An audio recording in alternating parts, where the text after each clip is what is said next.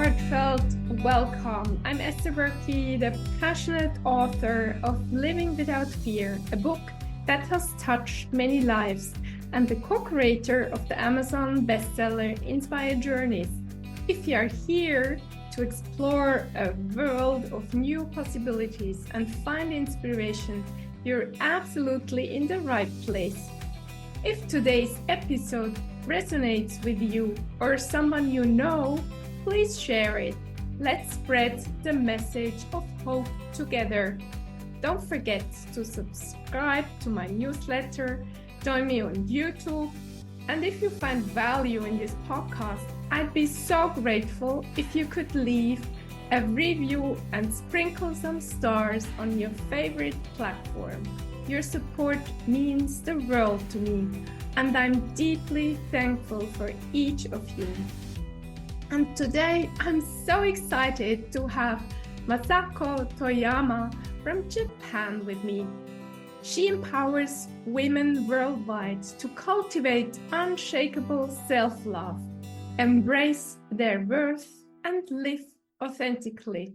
As a certified high-performance coach trained by top thought leaders, she helps women break free from societal norms, pursue bold dreams, and amplify their unique voices. An artist, avid traveler, and personal growth enthusiast, Masako crafts a life unbound by cultural expectations, balancing her time between Japan and the US. Currently writing her first book, she inspires women to believe in their limitless power and create lives of fulfillment and purpose. Welcome to the show, dear Masako. Well, thank you for the beautiful introduction. I'm so excited to be here, Esther. So let's start. The first question I love to ask, what has been your turning moment in life, Masako? I'm gonna start by getting really honest, if that's okay with you and in this audience. My turning point was the moment I let my family of origin go, because for 40 years, all my life, I was growing up in a toxic family environment where there was a lot of emotional abuse going on. And I lived with that all my life, and I was able to navigate that in a way that I didn't need to make a big deal out of it. However, that impact affected my intimate relationships moving forward. I am a single mother, and I thought that relationship, when it ended, that was the turning point. But as it turns out, it was only a tip of the iceberg, and the pattern kept going for years in different relationships as well. So after the last romantic relationship ended, I really needed to face the origin of pain and really peel off the layers of my old conditioning. So that is the big healing work I chose to do. It was excruciating, painful, but also rewarding at the end and on the other side. So that's what I'm excited to share with anyone who is willing to listen. And just to make clear, you grew up in the States or mostly in Japan? Both. From age 4 to 10, we were in the States, and then we came back to Japan.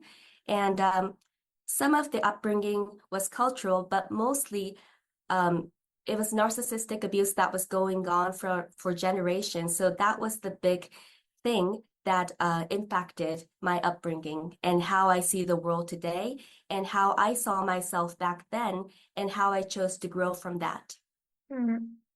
And do you talk to your family from time to time, or how do you set boundaries?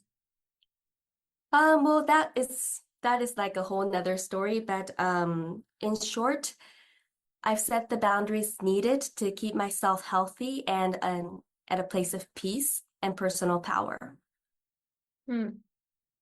And you are mother of a daughter. How old is your daughter now? Yes, my daughter is 7 years old. She's sleeping right next to me on the floor at the moment because in Japan it's around it's a little after 10 p.m. Sweet. And you have such a beautiful relationship with your daughter, as you can read on your Facebook, in your Facebook posts. Tell Thank me you. more how you created this beautiful relationship with your daughter. Well, I've always had a special bond with my own mother, not knowing that it was quite unhealthy when I look at it as an adult. So, of all the lessons I've learned, good and bad, I just really decided to create a beautiful bond with my own daughter and do things differently. And I make tons of mistakes and sometimes repeat the patterns that I was taught.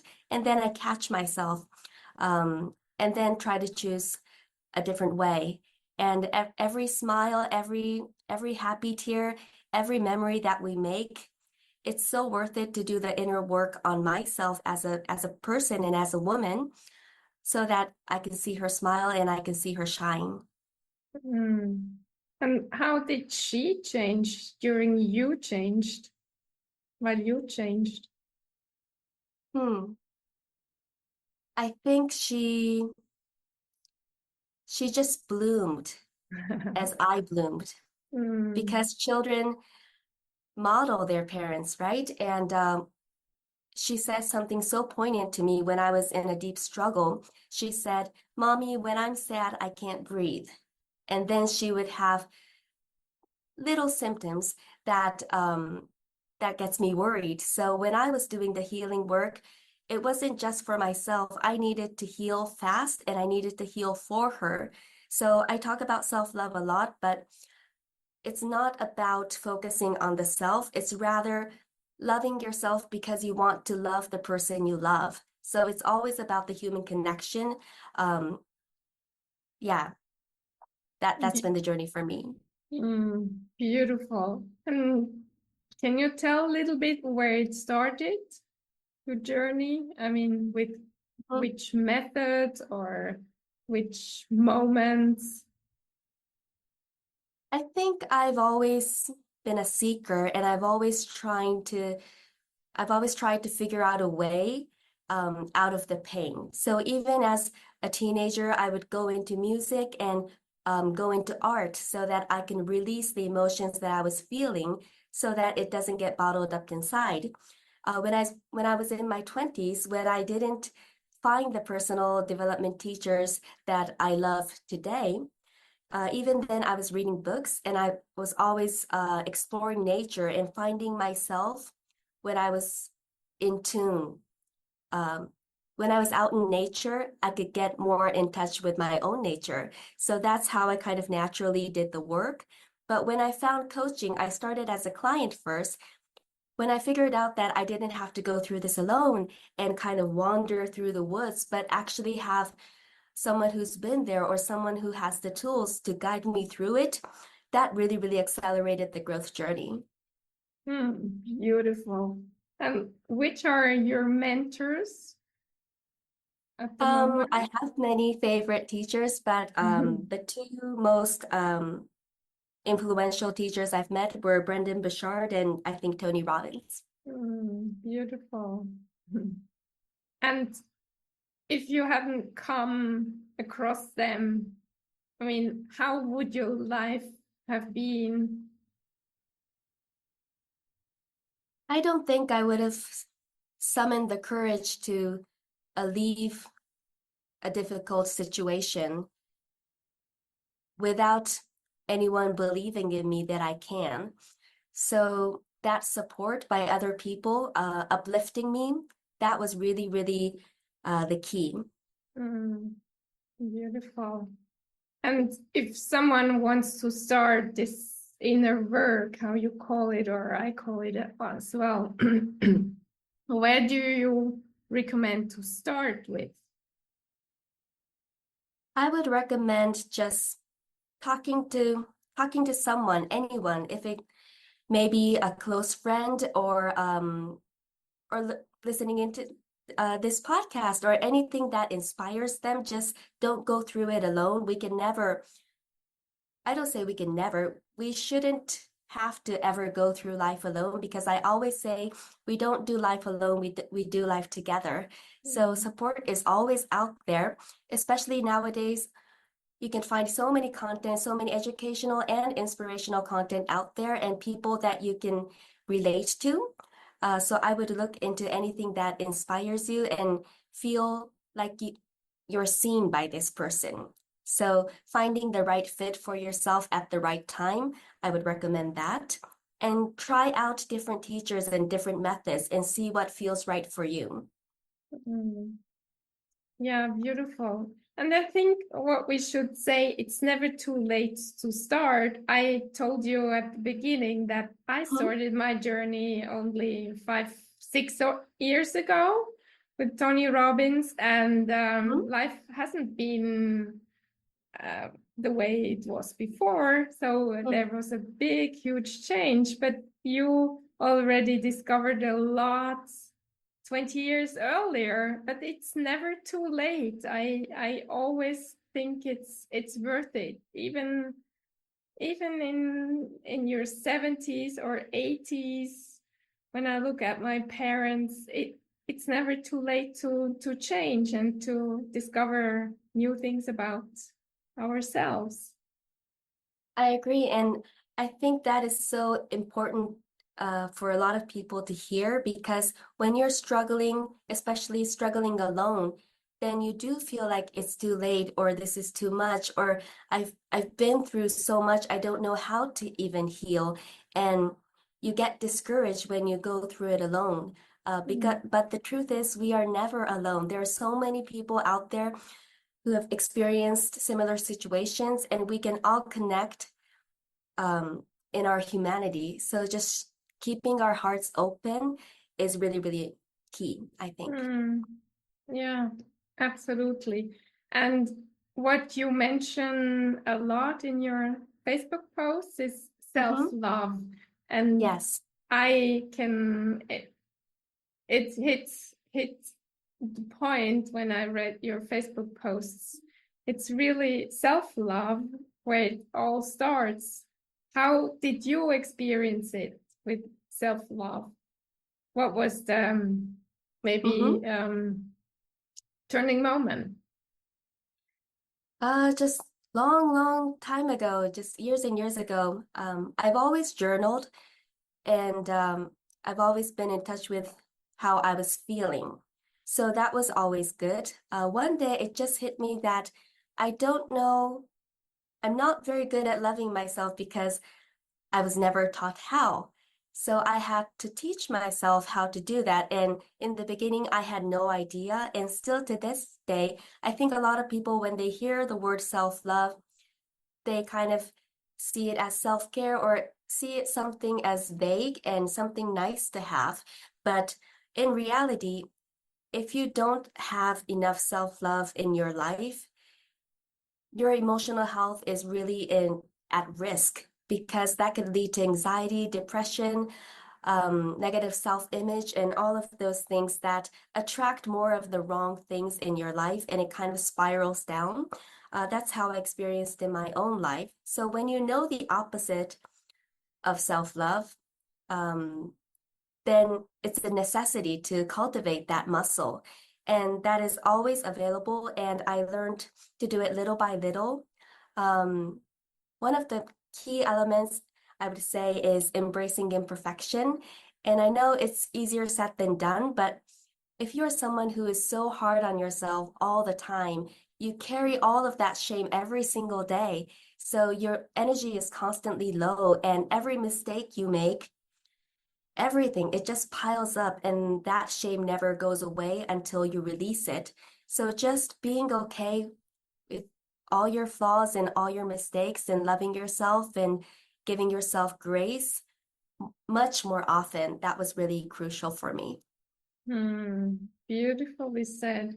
Um, I remember my turning moment was I was listening to the meditation teacher Deepak Chopra, and he was Mm-hmm. talking one day about yeah, loving oneself. And then I realized, I mean, if I cannot love myself, who's gonna love me?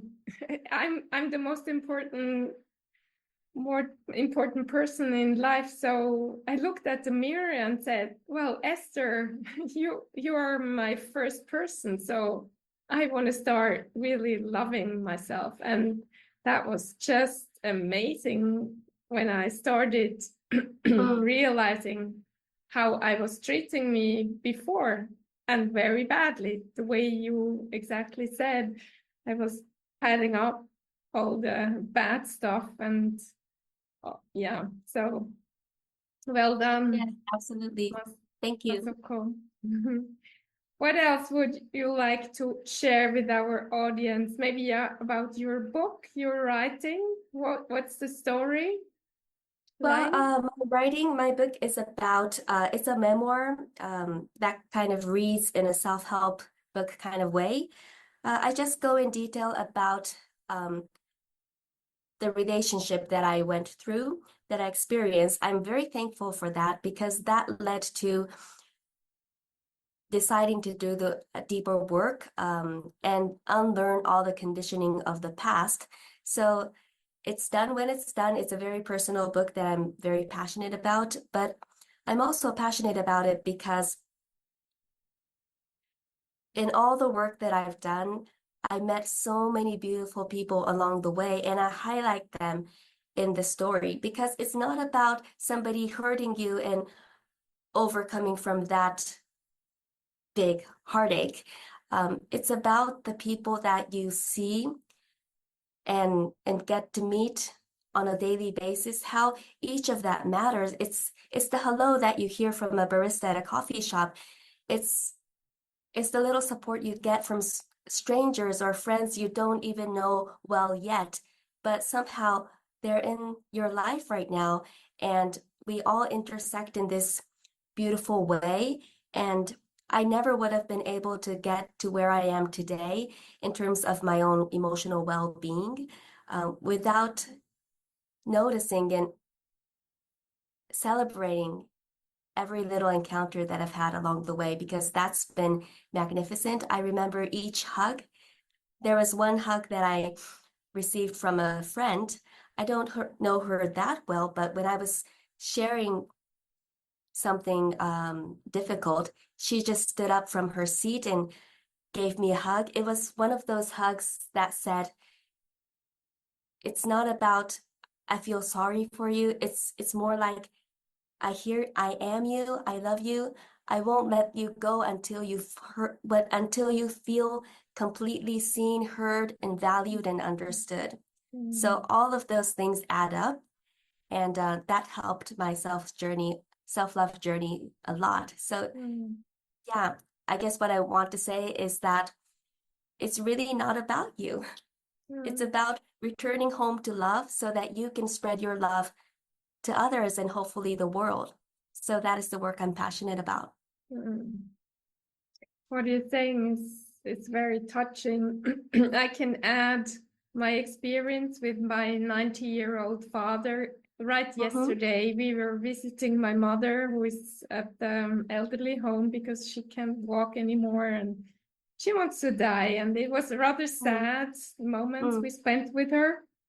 And we were both crying when we left the mother, and when we were standing in the elevator, I saw tears falling down from my father's face, and it was the first time in I don't know, ever probably. I gave him a hug, and we were standing there in the elevator and crying both, and it's such a gift. I mean, he's 90 and I'm 60 plus, so it's amazing. And then I took his hand and we walked to the car, and after that we were sitting on the sofa and both crying. I hold his hand, and it was such a beautiful moment. And I would have never Mm-hmm. thought that I will share such a precious moment with my father, because I was in bad terms long, many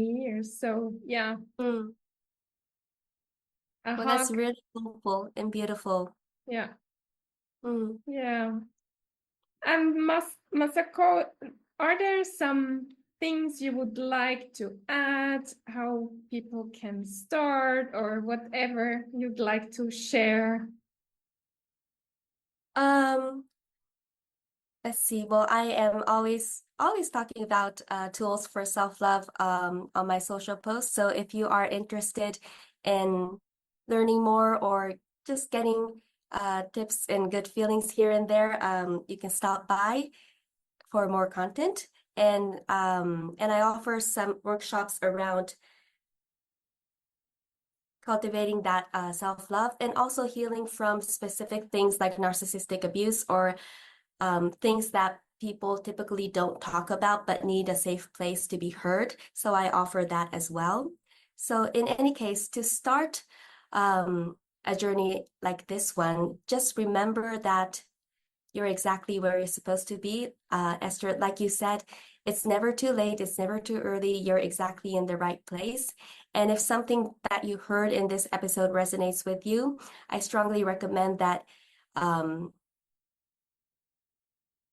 you take action of some kind and just be around people. Don't ever go through it alone because we do life together. Mm. Thank you so much, Masako. That was beautiful. Thank you.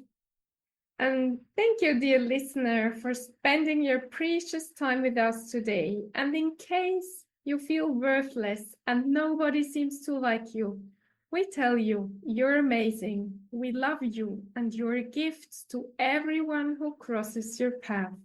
And please tell yourself these sentences over and over again. Have an amazing day and talk to you